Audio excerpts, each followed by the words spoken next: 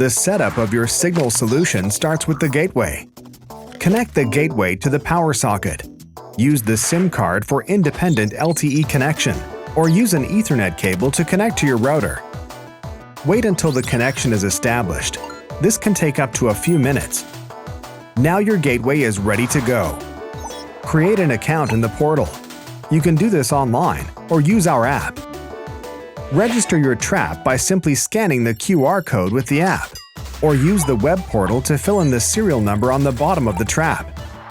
Now take your trap and mice box to the right location.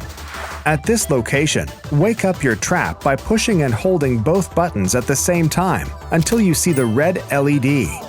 The trap will now enter startup mode and will show a blinking blue LED as it connects with the gateway.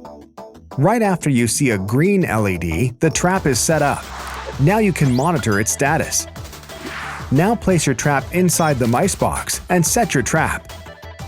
For more support or information, you can always contact us at support@demosystems.com.